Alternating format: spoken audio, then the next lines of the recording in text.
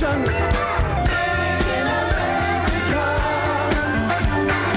Hand in hand across the nation.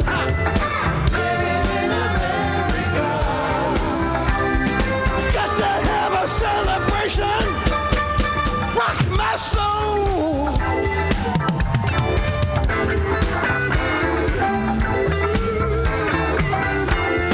Smoke that fatback. Many miles of railroad track. All night radio. Keep on running through your rock and roll. So all night riders who don't wake on black coffee and a hard roll. Get it! You my damn riders banging overtime. Living in America. Station to station. Living in America. Hand in hand across the nation.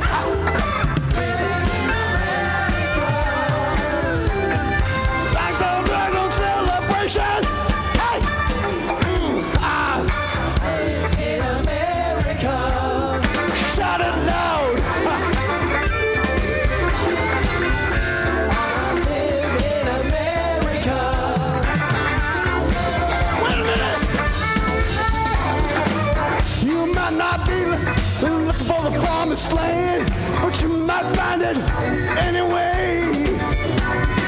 Under those old familiar names like New Orleans, New Orleans, New York City, New York City, Dallas, Dallas, Pittsburgh, PA, Pittsburgh, PA, New York City, New York City, Kansas City, Kansas City, Atlanta, Atlanta, Cookville, and LA.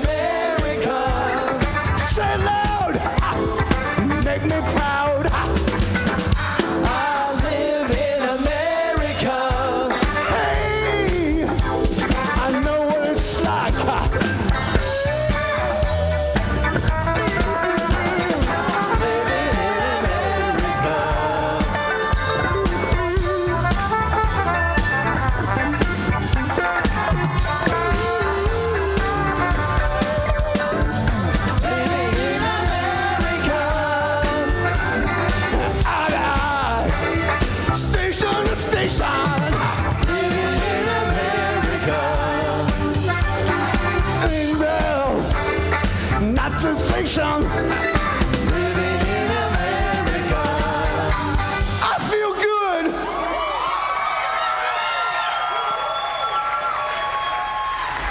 Yes, we did produce a near-perfect public, but will they keep it? Or will they, in the enjoyment of plenty, lose the memory of freedom? Material abundance without character is the path to destruction. Our memory of freedom, ladies and gentlemen, has been polluted over the past 249 years. We have been told that our forefathers were not religious. We've been told that they wanted to establish a secular republic. We've been told that the separation of church and state meant that God could not, should not, and would not be in government. But today, I have come to dispel the lie. I am personally frustrated and tired of a generation who has been lied to about the history of this great nation. My intention today is to refresh your memory about the true history of this nation. Not what our society has told you. Not what the media is trying to tell you. Not even what some in the government of today are reporting to you. But today, we're going to learn the truth. We're going to dispel the lie. The whole truth is about to rest on everybody in here. Let me give you some few simple truths that have been perverted over time.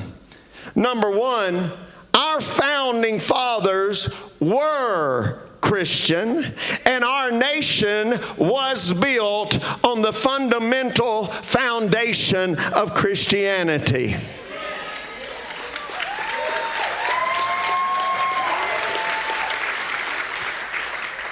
The first public building in America was a church. The first public meeting in America was a worship service.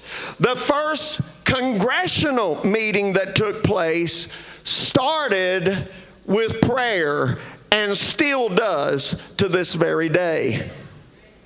Benjamin Franklin, a great patriot of our country, once said, "I have lived, sir, a long time, and the longer I live, the more convincing proofs I see of this truth, that God governs in the affairs of men.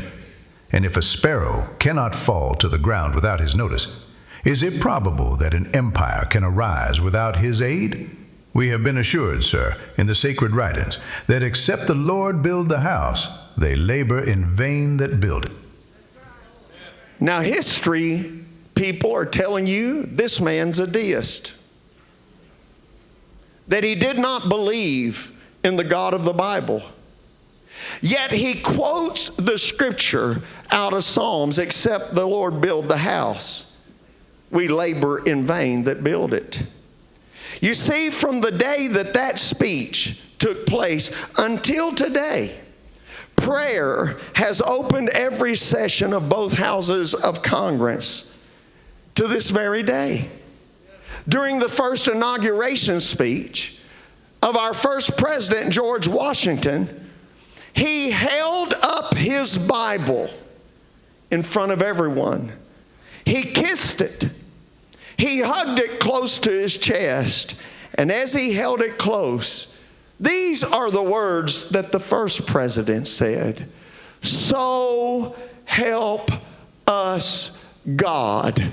Say those words out loud with me, please. So help us God. If ever there was a nation that needed the help of God, it is our nation right now. I want you to know today that our founding fathers, the framers of the Constitution, they intended to preserve for us a spiritual heritage that is seemingly fading from our country right now.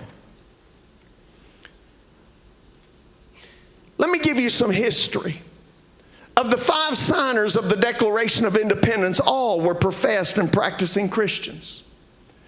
George Washington himself doubted at times if the struggle for independence was the will of God or merely his selfish, idealistic wish and ambition. But his skepticism was reversed on a bitter cold day in the winter of 1777 at Valley Forge, when he actually received a prophetic vision from God. This prophetic vision enabled him to rally his troops. And in doing so, and obeying that prophetic vision, he turned the tide of the battle. Now, you don't hear about how our first president operated by the spirit of prophecy, because that's been rewritten out of your history books. But here it goes on 20 years prior to the Revolution. This man, George Washington, was just a young colonel. He wasn't president yet. And he was fighting in the French and Indian Wars alongside British General Edward Braddock. And on July the 9th, 1755, the British were on their way to Fort de Queen, when the French surprised them in an ambush attack. It was at this time that the British, who are used to fighting in lines, were not accustomed to fighting unless in an open field. And they were being literally annihilated on every side. And Washington rode back and forth across the battlefield, delivering General Braddock's orders as the battle raged. Every officer on horseback, with the exception of Washington, was shot down and killed. Even General Braddock was killed. At which point, all the troops absolutely fled in total confusion. After the battle, that Lieutenant Colonel Washington wrote to his brother, John A. Washington. But by the all-powerful dispensations of providence, I have been protected beyond all human probability or expectation. For I had 4 bullets through my coat, and 2 horses shot under me, yet escaped unhurt, although death was leveling my companions on every side of me. Do not let anyone claim to be a true American if they ever attempt to remove religion from politics.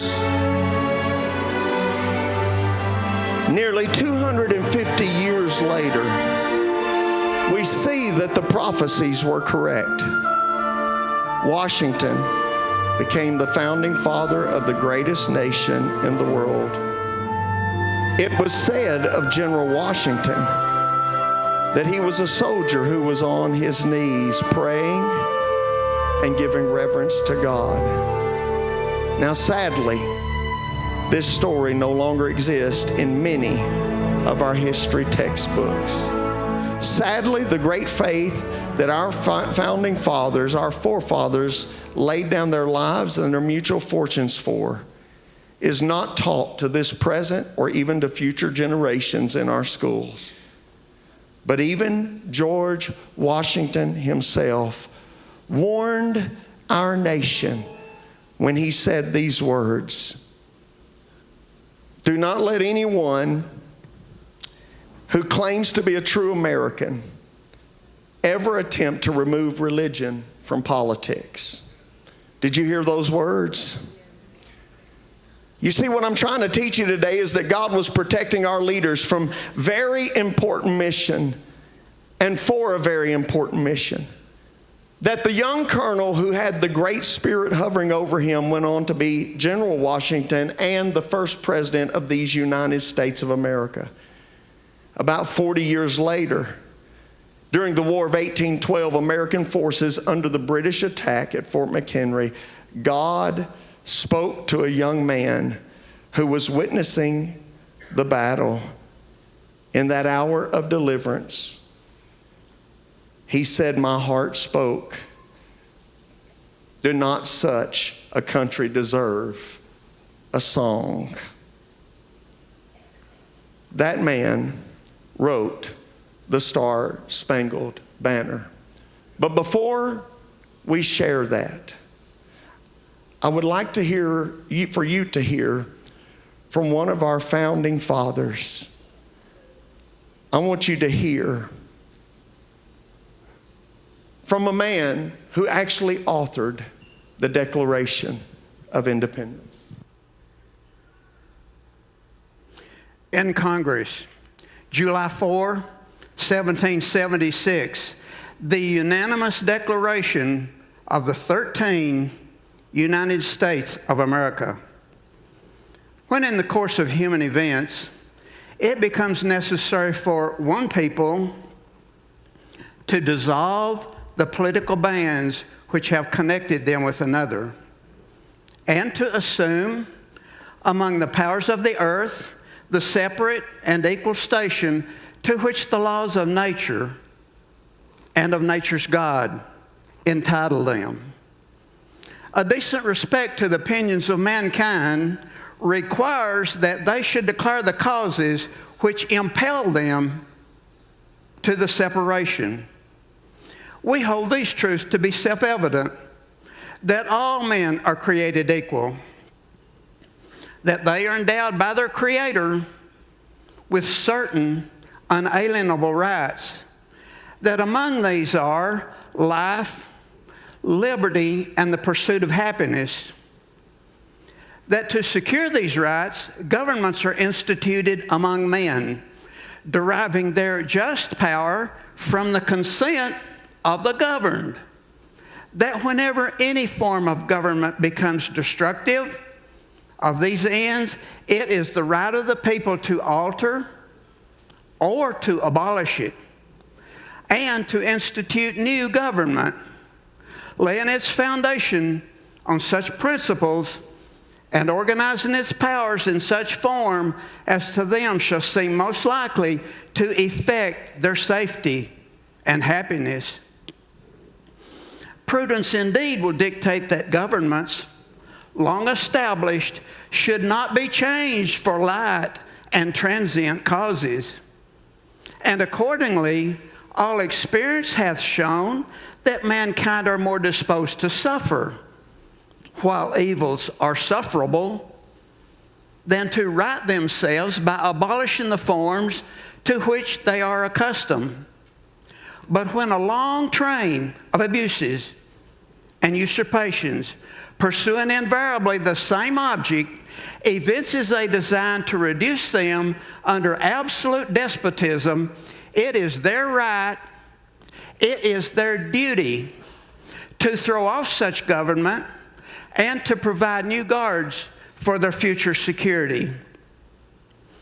Such has been the patient sufferance of these colonies, and such is now the necessity which constrains them to alter their former systems of government.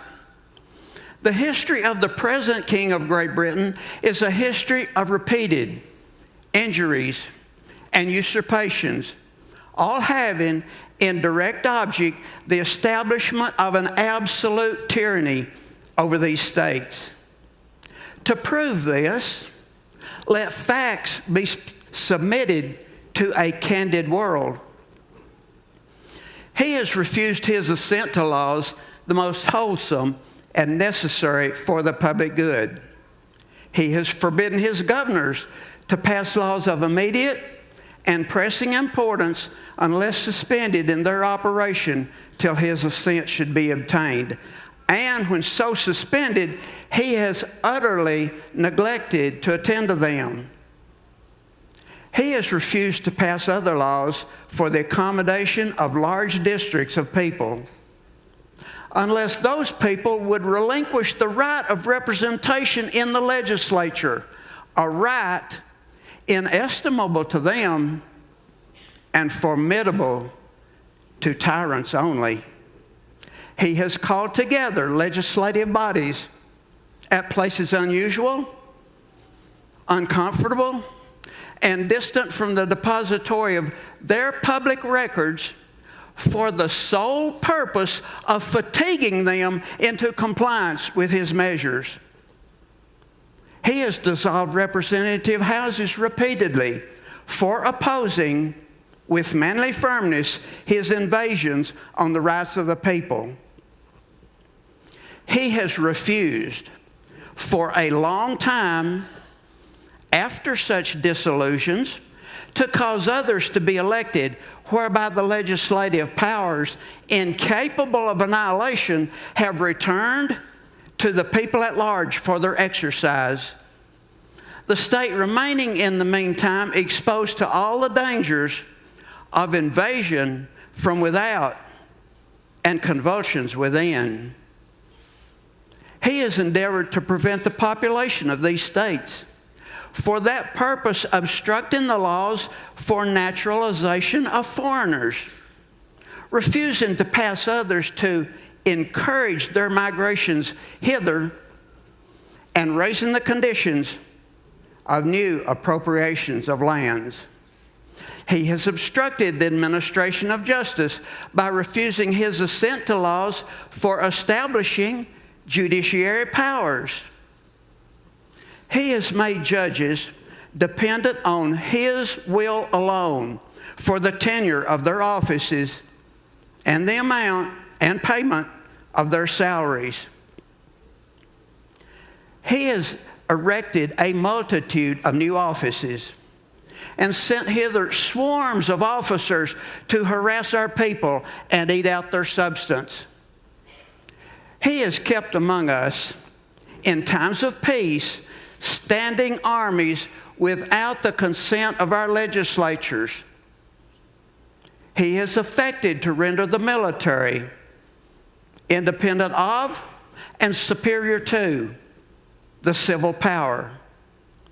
He has combined with others to subject us to a jurisdiction foreign to our Constitution and unacknowledged by our laws, giving his assent to their acts of pretended legislation, for quartering large bodies of armed troops among us, for protecting them by a mock trial from punishment for any murders which they should commit on the inhabitants of these states, for cutting off our trade with all parts of the world, for imposing taxes on us without our consent,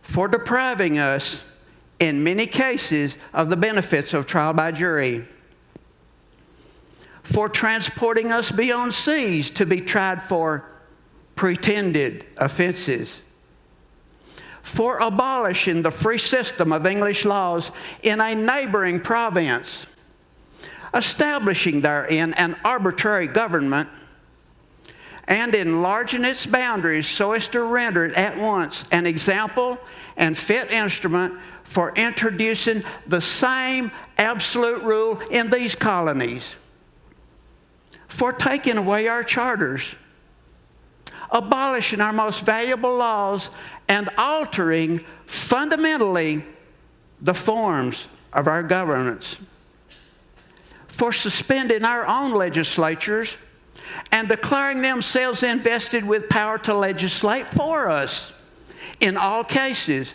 whatsoever. He has abdicated government here by declaring us out of his protection and waging war against us. He has plundered our seas, ravaged our coast, burned our towns, and destroyed the lives of our people. He is, at this time, transporting large armies of foreign mercenaries to complete the works of death, desolation, and tyranny already begun with circumstances of cruelty and perfidy scarcely paralleled in the most barbarous ages and totally unworthy the head of a civilized nation. He has constrained our fellow citizens, taken captive on the high seas, to bear arms against their country, to become the executioners of their friends and brethren, or to fall themselves by their hands. He has excited domestic insurrections amongst us and has endeavored to bring on the inhabitants of our frontiers the merciless Indian savages whose known rule of warfare is an undistinguished destruction of all ages, sexes, and conditions. In every stage of these oppressions, we have petitioned for redress in the most humble terms. Our repeated petitions have been answered only by repeated injury. A prince whose character is thus marked by every act which may define a tyrant is unfit to be the ruler of a free people. Nor have we been wanting in attentions to our British brethren. We have warned them from time to time of attempts by their legislature to extend an unwarrantable jurisdiction over us. We have reminded them of the circumstances of our immigration and settlement here. We have appealed to their native justice and magnanimity, and we have conjured them by the ties of our common kindred to disavow these usurpations which would inevitably interrupt our connections and correspondence. They too have been deaf to the voice of justice and of consanguinity. We must therefore acquiesce in the necessity which denounces our separation and hold them as we hold the rest of mankind, enemies in war, in peace friends.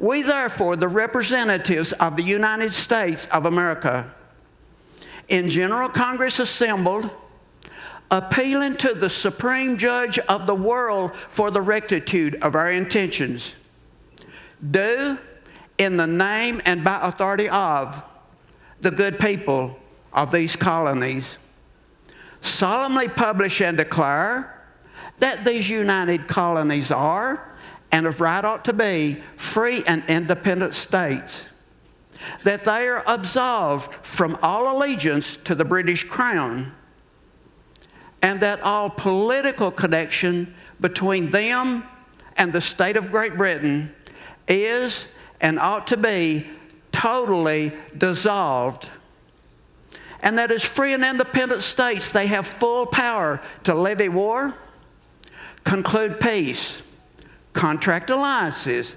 establish commerce, and to do all other acts and things which independent states may of right do.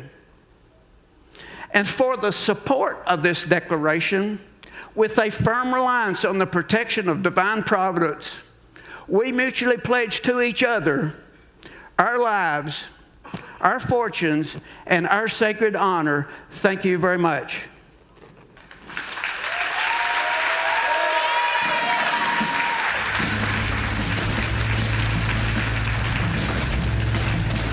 Thank you.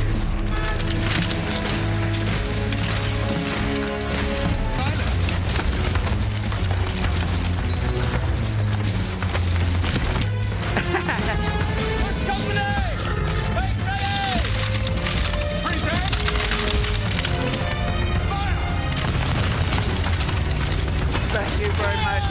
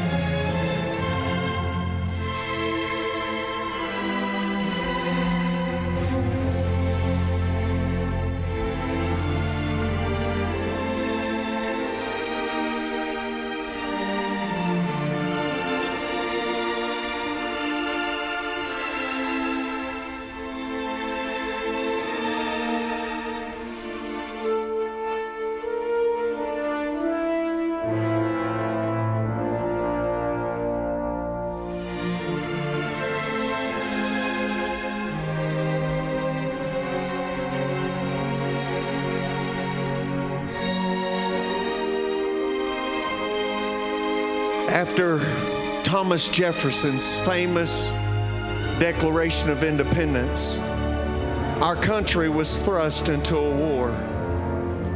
Now, the video that you saw showed a well-armed army on our side. But what history doesn't tell you is that most of the soldiers fought the most powerful military in the history of the world with pitchforks knives, and swords. Had it not been for the providence of God, we would still be under British rule. But thank God for the men who in bravery walked to that battlefield. Men like George Washington, who commonly reached and grabbed for his Bible out of his saddlebags, according to history, and would bow his knees before the God of heaven and ask God for his providential care. This is why everybody says about this man that God had to be with him. Because when every other soldier, when every other commander was being shot off their horseback, it was commonly reported that after the battle, he would stand to find holes all in his jacket, and not one bullet had pierced him. He became the first president of the United States of America because of his courage. History doesn't tell you this, but our first president was a humble man. Was he perfect? No, he was not perfect. No government is. No leader is. But they were doing the best that they could do in that moment. But because of his sacred devotion and willing to give up his entire life, because of that, you and I are free today. Thank God for General President George Washington. Thank God for his service right now.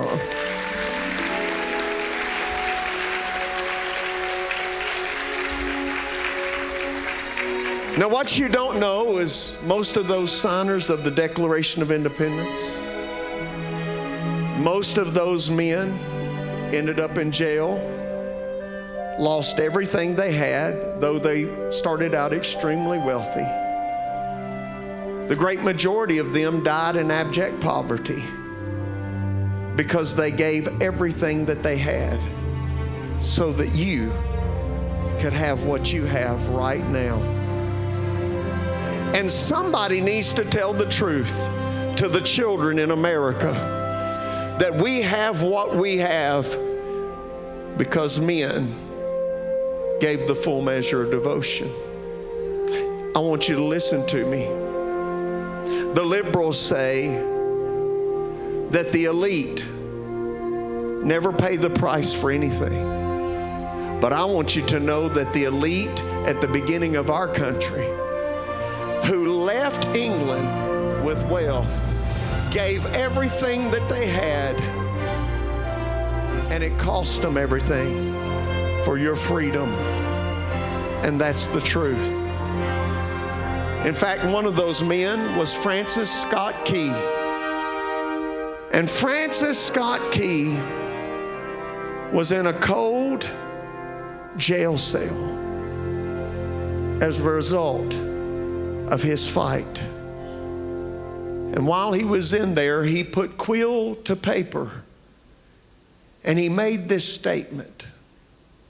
Then in that hour of deliverance, my heart spoke. Does not such a country and such defenders of their country deserve a song?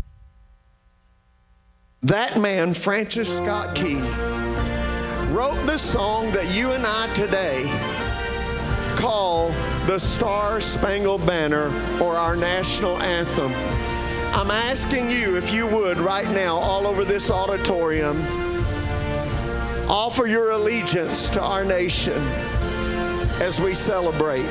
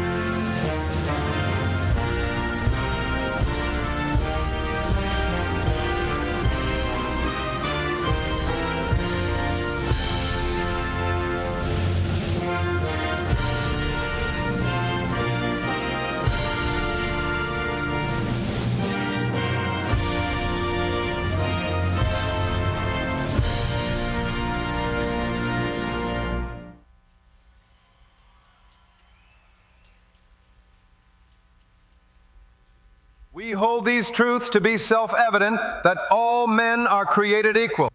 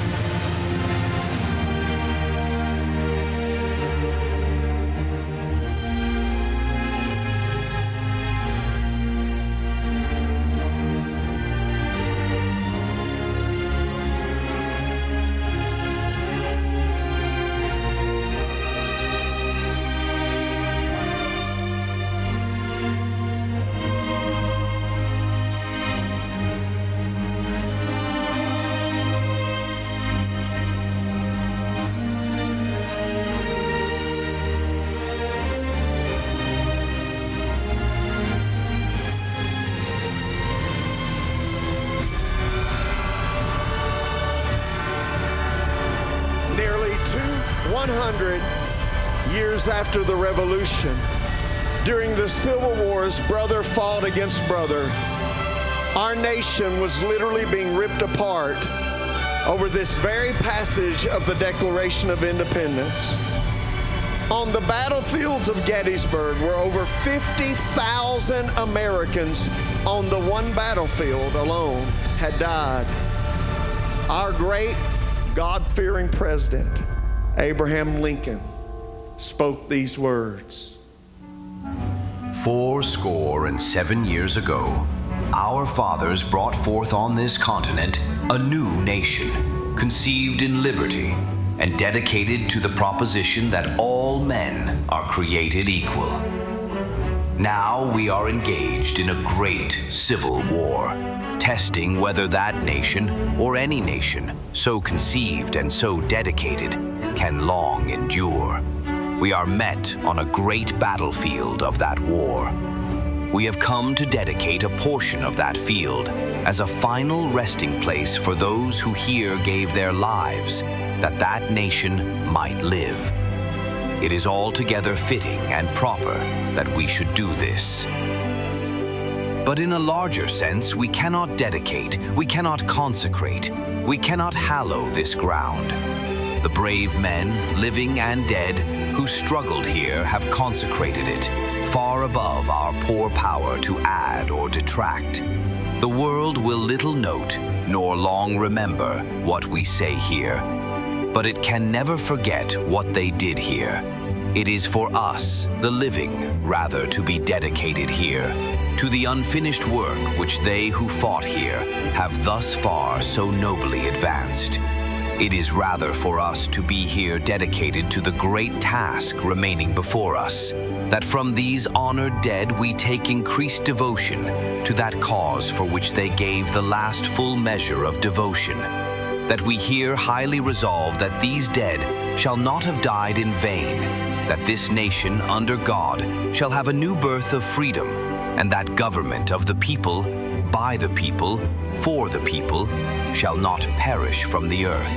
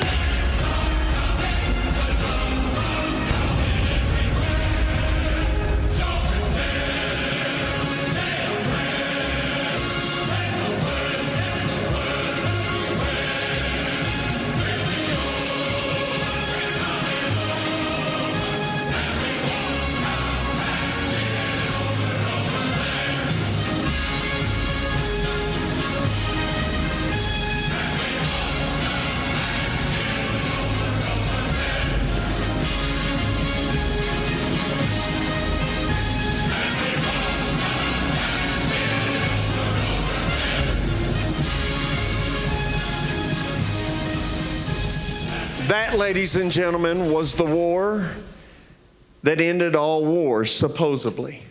It was called the Great War. It was the first time that our nation, America, was actually off its own shores to fight for freedom around the world. We weren't just fighting for American freedom. We were fighting for world freedom. But my question today is, I wonder, do we really believe or remember why we fought? So let me take you back in history, because many people are no longer alive who fought. In fact, if there's somebody here today that fought in this great war and just happens to still be alive, it would be a great honor for them to be in this room. But most of them have already went off into eternity. Their sacrifice has been forgotten. But today I refuse to let these men's blood be forgotten, their price to be forgotten, because these were some of the greatest men in the history of our nation.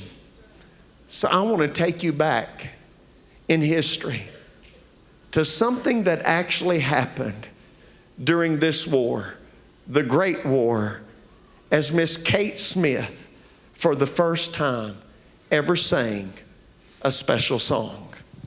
And now we take great pleasure in presenting to you the star of our program, Miss Kate Smith.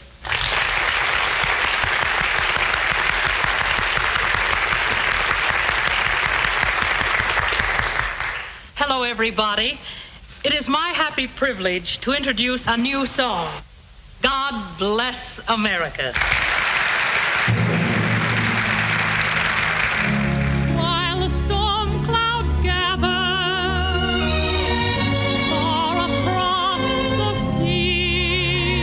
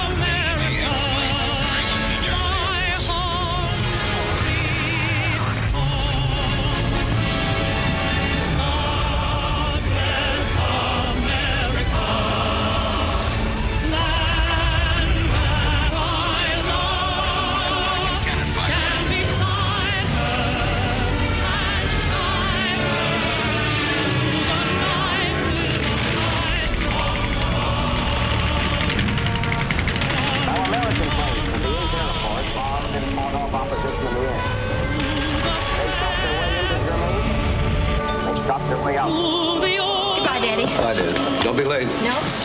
White with gold. God bless America. My home. Sweet. Right, Pop? Right, son.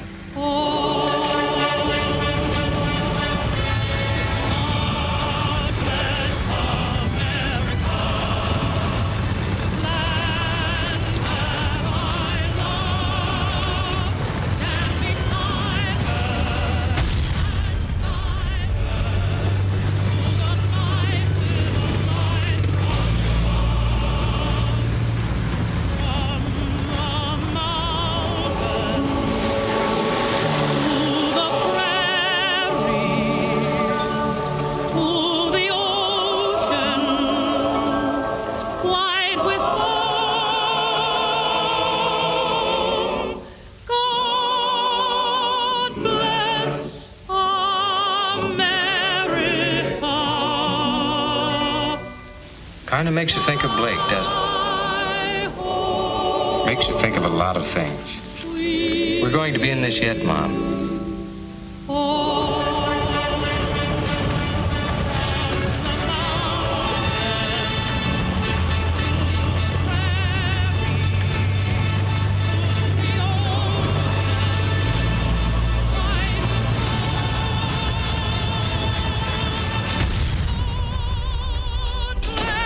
Hello, son. Hi, Mom. Hello, darling.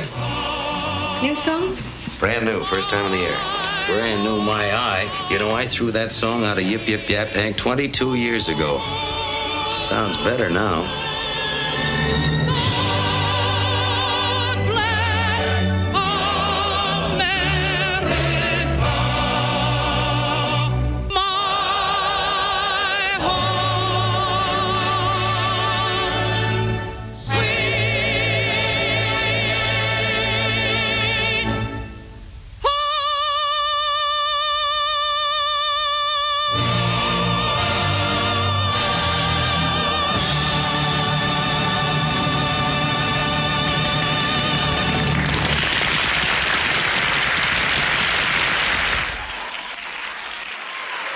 Come on, ladies and gentlemen, that right there deserves a great big God bless you.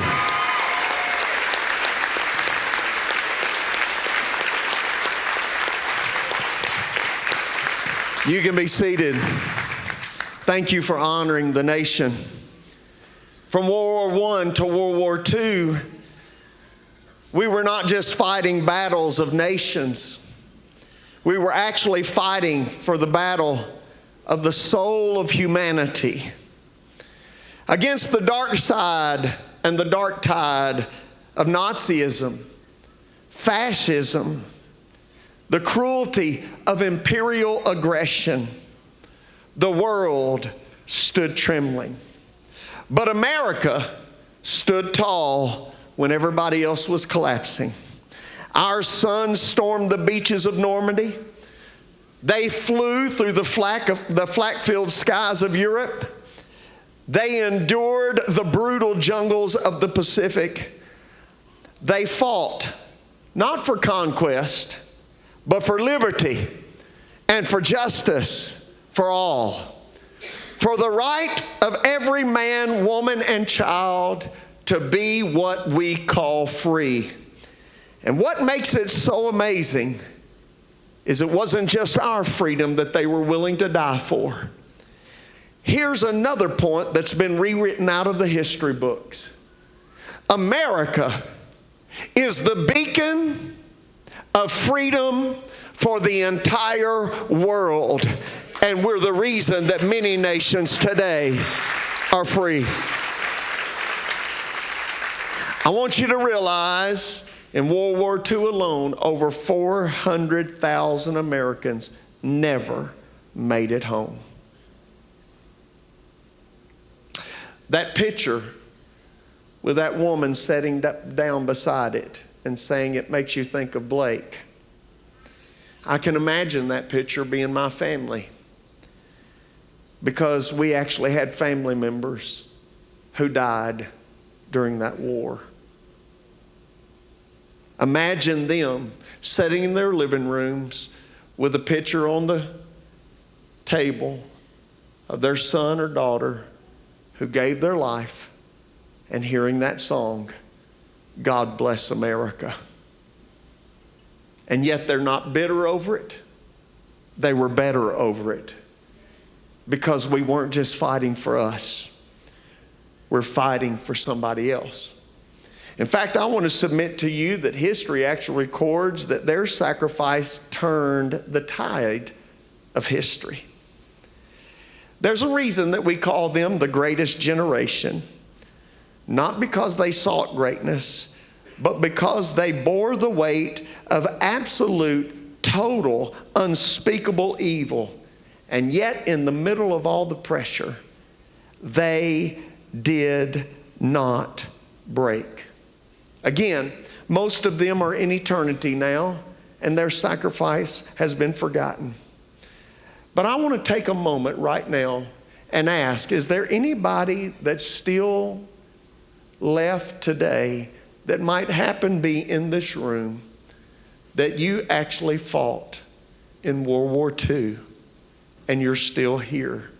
If that's you, we want to invite you to stand because we would like to give you a great honor. Nonetheless, what I want to do is make sure that we not only honor them, but I want to honor every single one of those men and women who are not here, but they need to know from this side of eternity, they have not been forgotten. So would you give all of our soldiers from World War I and II a great big hand for their sacrifice?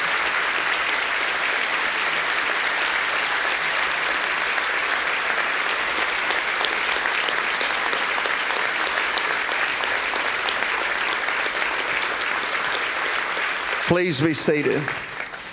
These men gave us the world that you and I live in today, and we got to never forget that. We have to never forget the price that they paid for our freedom. And I'd like to say that these were the wars that ended all wars, but it wasn't. There was a conflict that came in the 60s and 70s that wounded many a life. I want to show it to you now.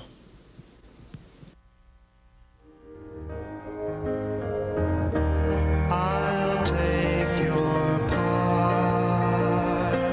Oh, when darkness comes and pain is all around, like a bridge over troubled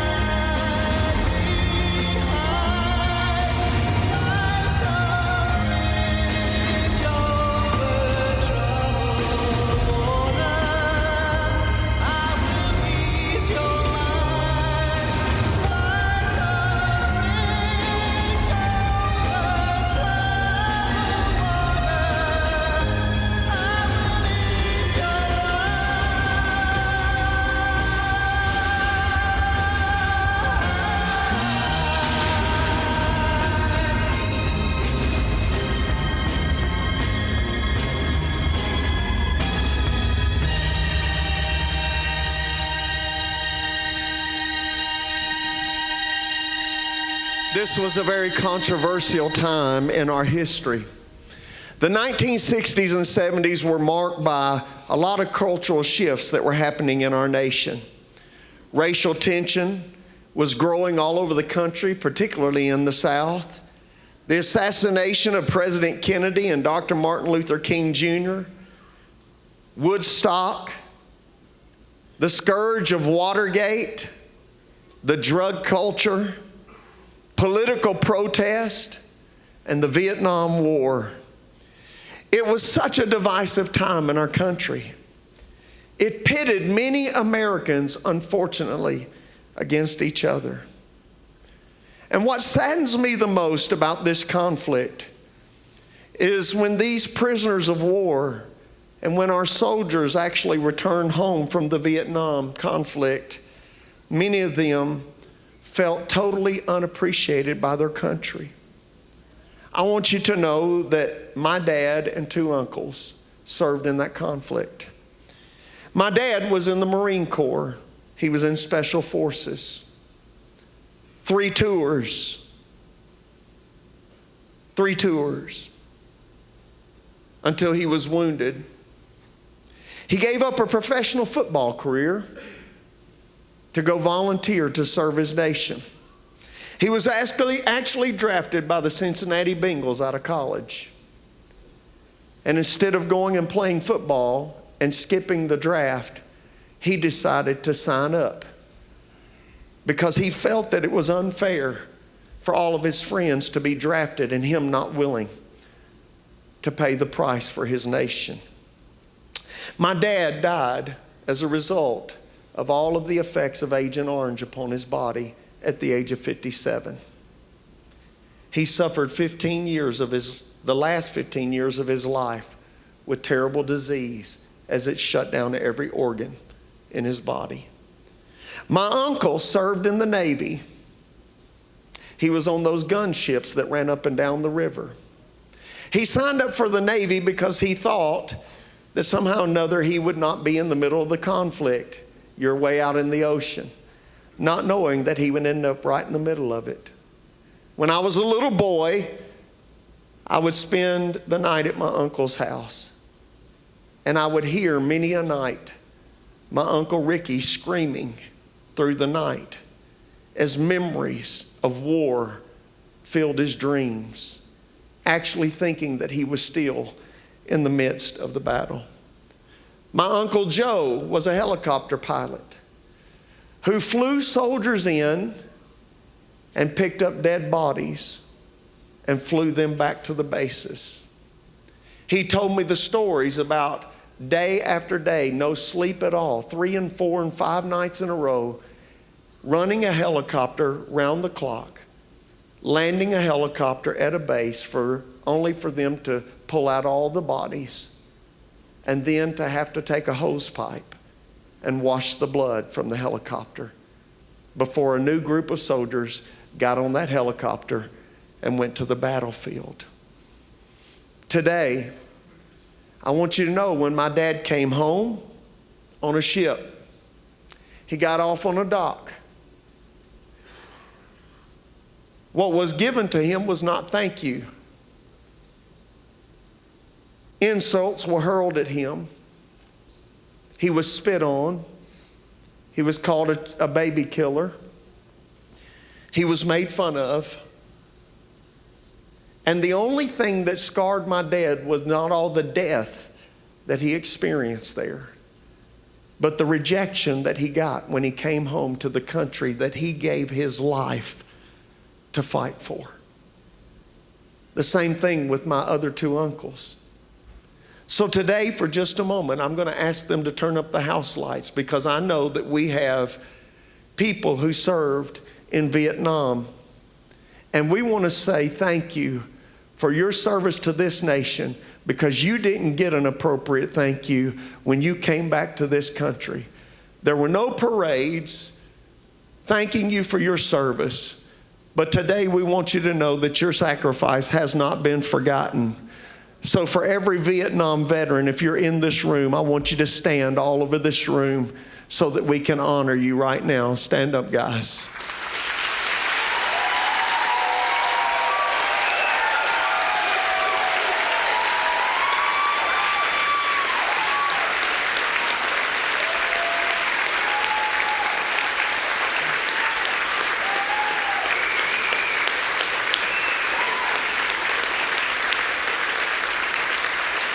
Thank you. You know, I'd like to say that's the end of war, but it seems like war never ends, does it? We thought we were safe and secure until something tragic happened on July 17th, 1990. America's gaze was then turned to the east, toward the burning heat of the desert and the winds of rising conflict that still blows to this day. Saddam Hussein, the dictator of Iraq, accused the nation of Kuwait of stealing oil and overproducing supplies. On August the 2nd, Saddam Hussein launched a brutal invasion of a little country called Kuwait. He ignited what would become known as the Gulf War. In response, President George H.W. Bush froze Iraqi assets and dispatched U.S. forces to Saudi Arabia under the operation of Desert Shield. Later, leading to that operation that we now know as Operation Desert Storm. By the end of January of 1991, nearly 500,000 American troops stood ready at all times in the Persian Gulf. A coalition of nations formed, and in a matter of weeks, they drove Hussein's forces out of Kuwait. By March the 8th, 1991, our brave service members began their return home, not just as soldiers, but as liberators. But the desert winds just never stopped blowing.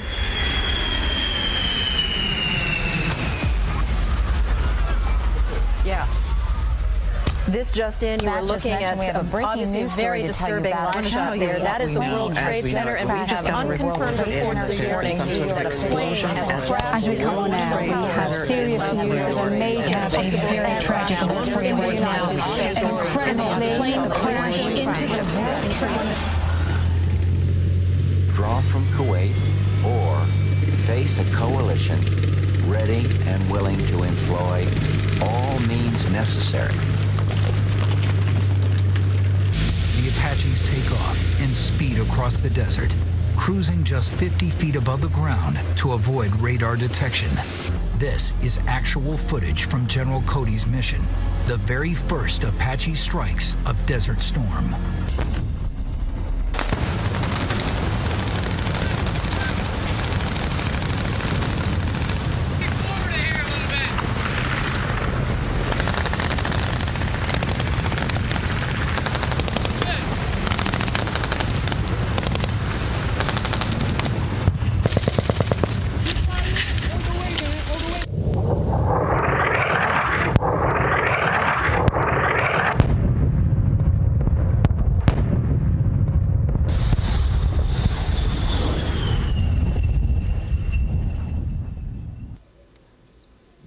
What you just saw is what we call the war on terror.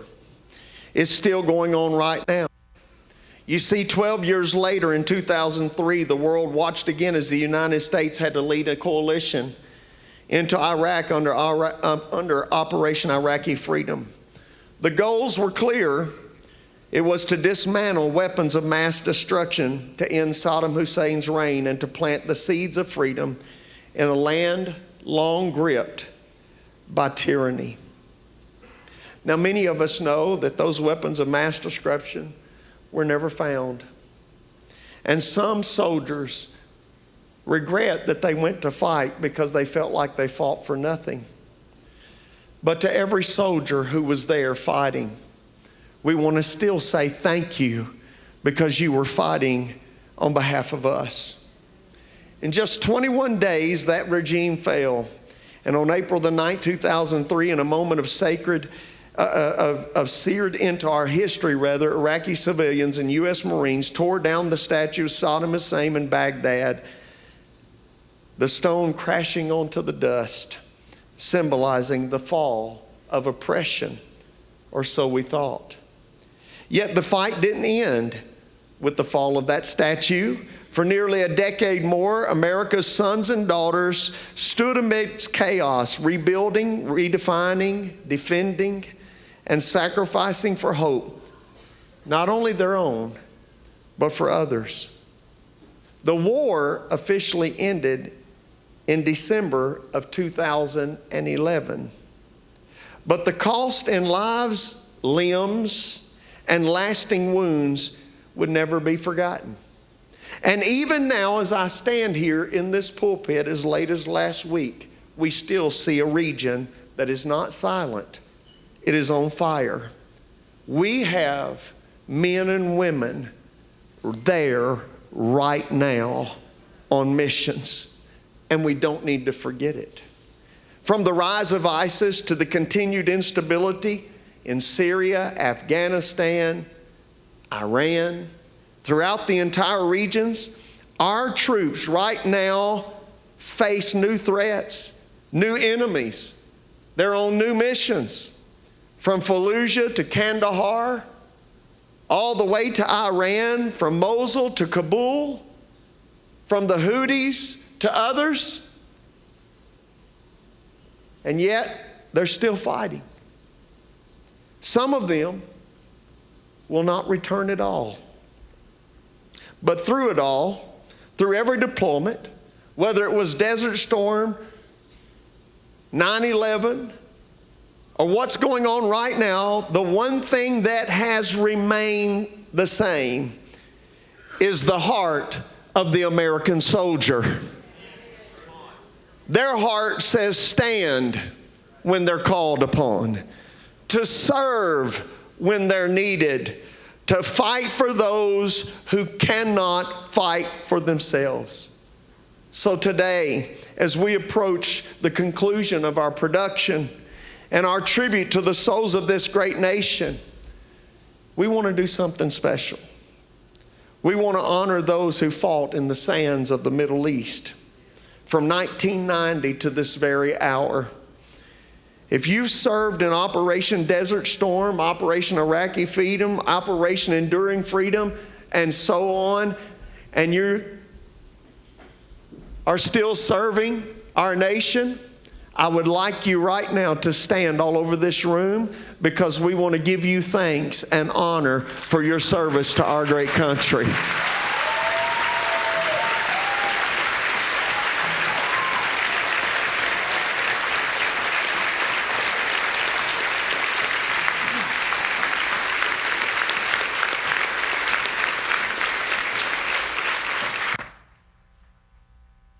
We also want you to know that we have not forgotten the price that you have paid for us to have peace.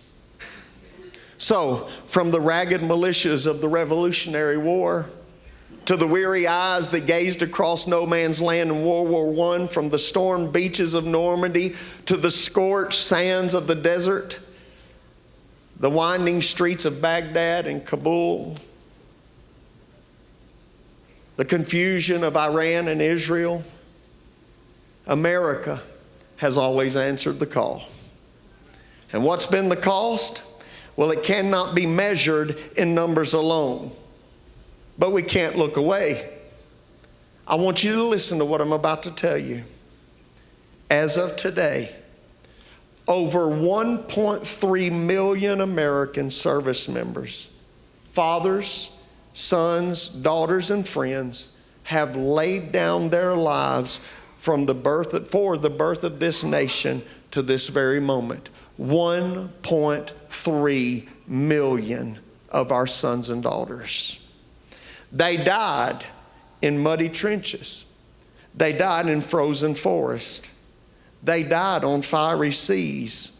They died on sun-beaten deserts. They died in the skies ablaze and in the ambushes that were unseen. They did not die for conquest. They died so that liberty could live somewhere. They died so that we could live together freely today. They died believing in a tomorrow that would be better than today. They're not forgotten. Their names may not be known to us, and some of them never even were transported back home. Their bodies were never found.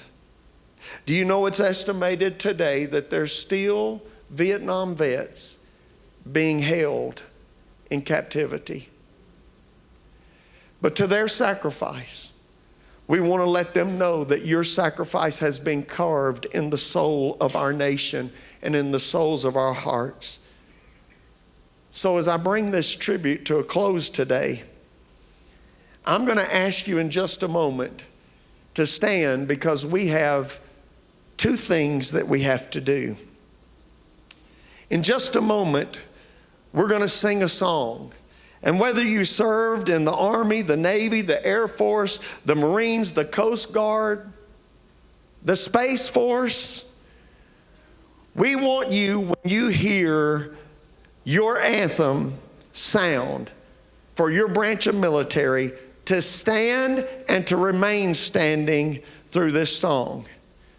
Stand, not for recognition alone, but so that we can bear witness. Stand so that freedom still breathes. Stand because we need your courage that still walks among us.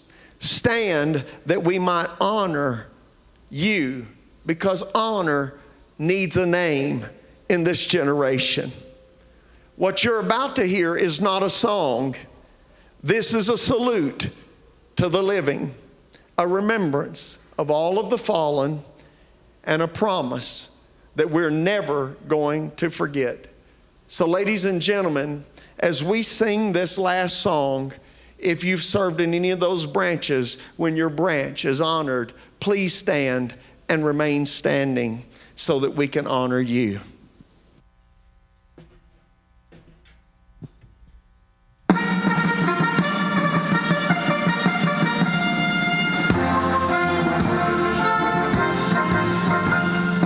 Off we go into the wild blue yonder, climbing high into the sun. Here they come, zooming to meet our thunder. And we're born to the dawn. Down we dive, spouting our flame from under. Off with one terrible roar. We live in fame, or go down in flame. Hey, nothing can stop the U.S. Air Force.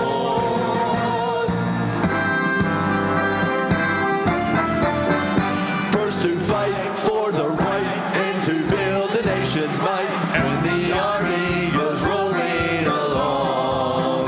Proud of all we have done, fighting till the battle's won. And the Army goes rolling along.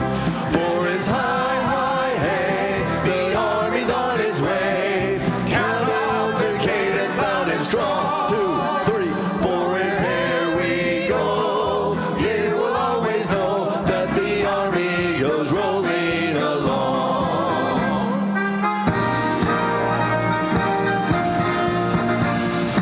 We're always ready for the call. We place our trust in thee. Through surf and storm and howling gale, high shall our purpose be. Semper Paratus is our guide, our fame and glory too. To fight, to save, or fight and die. High Coast Guard, we are for you.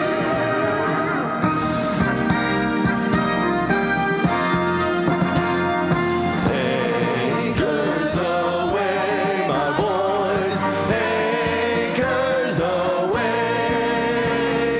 Farewell to college joys. We sail at break of day. Through our last night on shore. Hail to the fall. Until we meet once more. Here's wishing you a happy voyage home.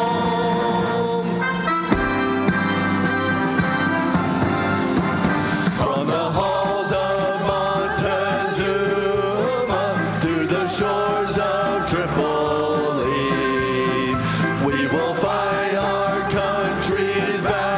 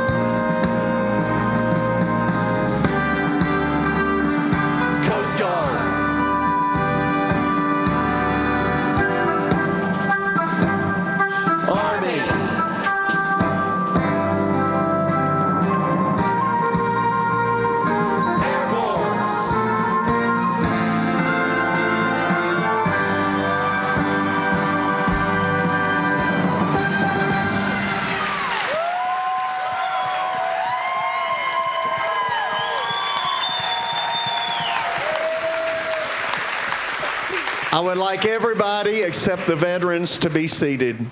If you're a veteran that has served at any time, right now all of our young adults are going to come across the front because we want you to know that we honor you.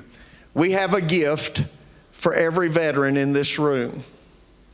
I want you to know I tried to pull a rabbit out of my hat. And up until 2 weeks ago, I had Pete Hegseth who was going to come make a presentation for us. But because of what went down, of course, he acts like he's got more important things to do now. But with that said, we have these young adults up here because we want you to know from one generation to the next that we honor your service. So what I'm going to ask you to do is, if you will, every veteran, make your way up to one of these young adults. We have a gift to put in your hand, and after we put that in your hand, please line up across the front and face the congregation so that we can honor you. And they're going to bring the house lights up as high as we can because we want to make sure that everybody is seen here. So would you give all of our veterans a hand as they come forward right now?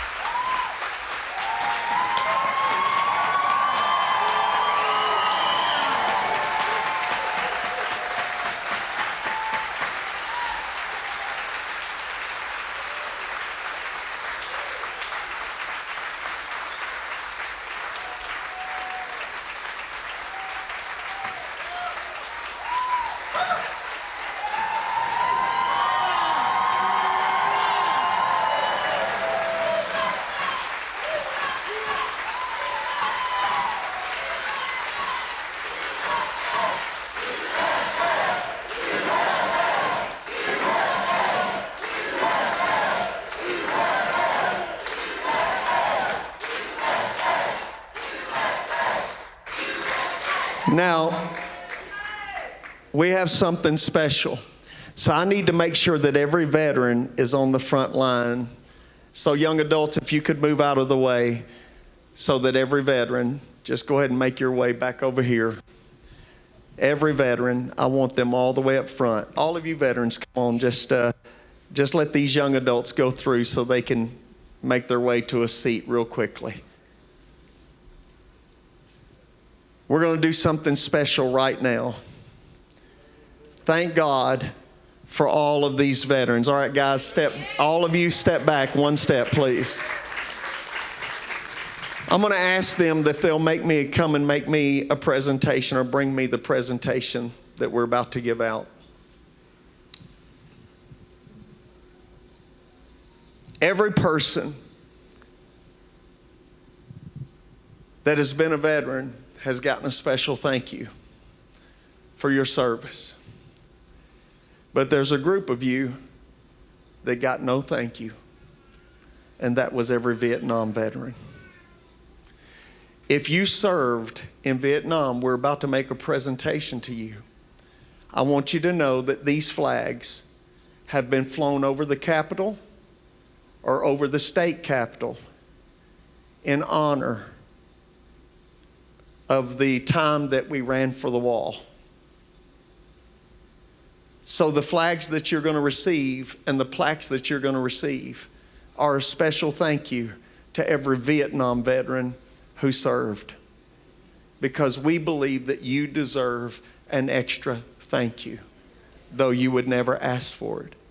So at this time, I'm going to ask every Vietnam veteran to take 2 steps forward, please. Young people, make the presentation.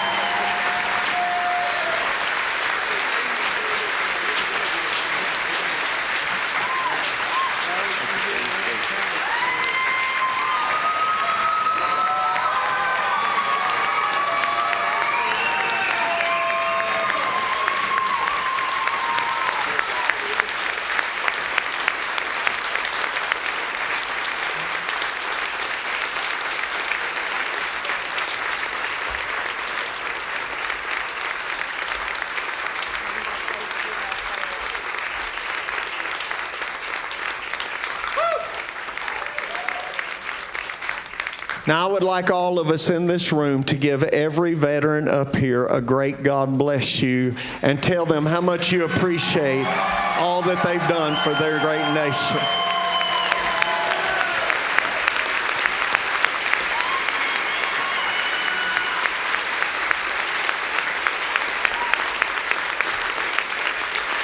We hope today that out of everything, we not only taught a history lesson, but we hope today, more than anything else, that all of you feel honored because you gave and sacrificed for us.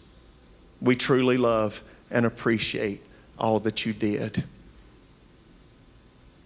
for our nation from the bottom of our heart. One more time, would you give them a hand?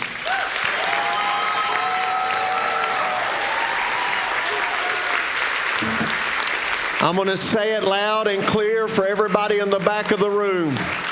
America is still the greatest nation on the face of planet Earth, and we thank God for America. God bless you guys. Get out of here and go have a great day in Jesus. Hit it, band.